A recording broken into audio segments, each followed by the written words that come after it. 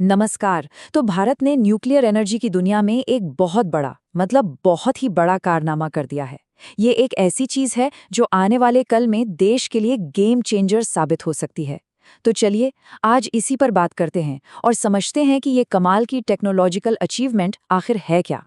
हाँ, ये कोई सिर्फ आप कह सकते हैं कोई हेडलाइन नहीं है। ये एक सच्चाई है। असल में भारत ने न्यूक्लियर एनर्जी के मामले में वो कर दिखाया है जो दुनिया के सबसे पावरफुल, सबसे विकसित देश भी नहीं कर पाए। तो सवाल ये उठता है कि आखिर ये है क्या? ये कौन सा न्यूक्लियर गेम चेंजर है? कौन सी टेक्नोलॉजी है? और ये कौन सा रिएक्टर है जिसने भारत को आप कह सकते हैं एक बहुत ही एक्सक्लूसिव क्लब में एंट्री दिला दी है? चलिए इस पूरी कहानी को ना एक-एक करके समझते हैं। तो ये जो पूरी कहानी है, इसकी शुरुआत हुई है तमिलनाडु के कल्पक्कम में। और हाँ, एक बात बिल्कुल साफ कर देना जरूरी है कि यहाँ बात किसी परमाणु बम की नहीं हो रही है, बिल्कुल नहीं। यहाँ बात हो रही है क्लीन एनर्जी बनाने की। मतलब ये एक कंस्ट्रक्टिव, एक पीसफुल अचीवमेंट है। और ये कोई छोटी-मोटी बात नहीं है। ये वाकई में बहुत बड़ी बात है, क्योंकि इस अचीवमेंट के साथ ही भारत, रूस और चीन के बाद दुनिया का सिर्फ तीसरा देश बन गया है जिसने इतनी कॉम्प्लेक्स टेक्नोलॉजी को खुद बनाया और चलाया है। और सबसे अच्छी बात क्या है पता है? ये पूरी तरह से स्वदेशी है, मेड इन इंडिया। 200 से ज्यादा भारतीय कंपनियों ने मिलकर इसे बनाया है। लेकिन सवाल ये है कि भारत को इतना मुश्किल रास्ता चुनने की जरूरत ही क्यों पड़ी? मतलब दशकों तक चली इस साइंटिफिक रिसर्च के पीछे एक बहुत बड़ी वजह थी, एक फंडामेंटल प्रॉब्लम थी, जिसे सुलझाना देश के फ्यूचर के लिए आप समझ लीजिए बेहद जरूरी था। अब देखिए स्क्रीन पर जो दिख रहा है ना, ये पूरी कहानी का आप कह सकते हैं क्रक्स है। एक तरफ हमारे पास यूरेनियम है जो न्यूक्लियर पावर के लिए सबसे जरूरी फ्यूल है। वो हमारे पास दुनिया का सिर्फ सिर्फ 1 से 2% है, बहुत कम। लेकिन दूसरी तरफ हमारे पास है थोरियम का खजाना, दुनिया का 25%।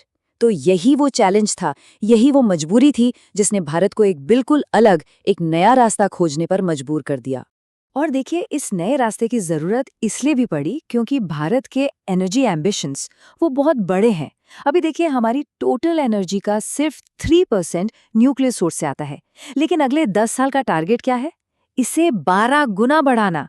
अब आप खुद सोचिए, इतना बड़ा जंप बिना किसी मेजर टेक्नोलॉजिकल ब्रेक थ्रू के तो पॉसिबल ही नहीं था।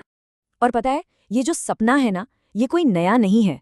ये सपना दशकों पहले देखा था भारत के परमाणु कार्यक्रम के जनक, the one and only doctor Homi J Bhabha ने। उनका एक विजन था कि भारत एनर्जी के लिए कभी किसी के आगे हाथ ना फैलाए, आत्मनिर्भर बने और इसके लिए अपने ही थोरियम के खजाने का इस्तेमाल करें। और आज कलपक्कम में जो हुआ है, वो उसी सपने को सच करने की तरफ एक बहुत बहुत बड़ा कदम है। तो इस विजन को हकीकत में बदलने के लिए डॉक्टर भाभा ने एक पूरा मास्टर प्लान तैयार किया था, एक 3 स्टेज प्लान, जिसे भारत, आप मानेंगे नहीं, दशकों से फॉलो करता आ रहा है। चलिए देखते हैं कि ये प्लान है क्या और ये काम कैसे करता है। तो देखिए प्लान के 3 हिस्से हैं। पहला स्टेज, हमारे पास जो थोड़ा बहुत यूरेनियम है उसे इस्तेमाल करके बिजली बनाओ और इस प्रोसेस में एक बाय प्रोडक्ट निकलेगा प्लूटोनियम। ठीक है। अब आता है दूसरा और सबसे सबसे क्रूशियल स्टेज। इस प्लूटोनियम को एक खास रिएक्टर में डालो। इससे क्या होगा? एक तो और बिजली बनेगी और दूसरा ये रिएक्टर थोरियम को यूरेनियम में बदल देगा। और यही वो स्टेज है जिसमें भारत ने अब मास्टरी हासिल कर ली है। यही है वो बड़ी खबर। और फिर आता है तीसरा और फाइनल स्टेज। जब ये नया यूरेनियम बन जाएगा तो उसका और थोरियम का इस्तेमाल करके हम पूरी तरह एनर्जी में आत्मनिर्भर हो जाएंगे। तो अब जरा उस टेक्नोलॉजी पर फोकस करते हैं जो इस पूरे प्लान की जान है, फास्ट ब्रीडर रिएक्टर।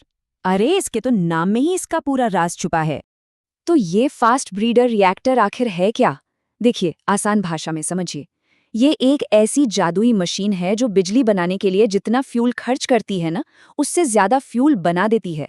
मतलब सोचकर देखिए, एक ऐसी गाड़ी जो चले भी और साथ में पेट्रोल भी बनाती जाए। सुनने में एकदम फिल्मी लगता है ना?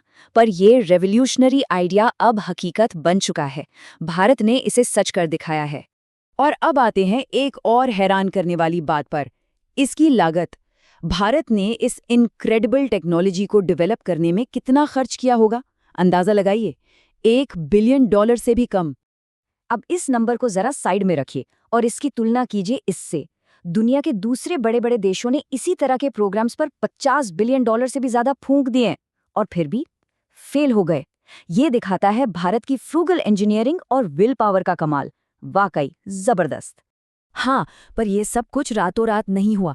ये एक बहुत लंबी कहानी है। 2004 में इसका कंस्ट्रक्शन शुरू हुआ था और पूरे 22 साल, सोचिए 22 साल की मेहनत और इंतजार के बाद 2024 में इसने क्रिटिकलिटी हासिल की। अभी क्रिटिकलिटी क्या है? आसान शब्दों में इसका मतलब है कि रिएक्टर अब अपने दम पर अपने आप चल पड़ा है। न्यूक्लियर रिएक्शन की चेन शुरू हो गई है, जो अपने आप में एक बहुत बहुत बड़ी कामयाबी है। तो अब जब कहानी के सारे टुकड़े जुड़ गए हैं, तो चलिए अब आते हैं द बिग पिक्चर पर। इस कामयाबी का भारत के लिए और शायद दुनिया के लिए भी आखिर मतलब क्या है? इसके लॉन्ग टर्म इफेक्ट्स क्या होंगे? देखिए, इसके कई फायदे हैं। सबसे पहला और सबसे बड़ा, एनर्जी सिक्योरिटी। मतलब अब हमें फ्यूल के लिए दूसरे देशों की तरफ नहीं देखना पड़ेगा। दूसरा, ये क्लीन एनर्जी का एक बहुत बड़ा सोर्स है। कार्बन फ्री बिजली, जो हमें अपने क्लाइमेट चेंज गोल्स को पूरा करने में जबरदस्त मदद करेगी। तीसरा, ये मेक इन इंडिया और आत्मनिर्भर भारत का आप कह सकते हैं जीता जागता सबूत है।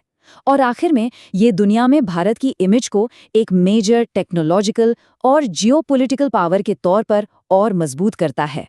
और सुनिए, ये बात सिर्फ हम और आप नहीं कह रहे हैं। दुनिया की जो सबसे बड़ी न्यूक्लियर वॉचडॉग है, इंटरनेशनल एटॉमिक एनर्जी एजेंसी यानी IAEA, उसने भी भारत की इस कामयाबी को इम्प्रेसिव प्रोग्रेस कहा है। मतलब इंटरनेशनल स्टैंप ऑफ अप्रूवल भी मिल गया है। तो आखिर में एक बहुत बड़ा सवाल हमारे सामने है। भारत ने अपने थोरियम के खजाने को अनलॉक करने की चाबी तो हासिल कर ली है, पर क्या ये टेक्नोलॉजी सिर्फ भारत के लिए ही नहीं बल्कि पूरी दुनिया के लिए क्लीन एनर्जी का फ्यूचर बन सकती है? ये एक ऐसा सवाल है जिसका जवाब शायद हमें आने वाले वक्त में ही मिलेगा। सोचने वाली बात है।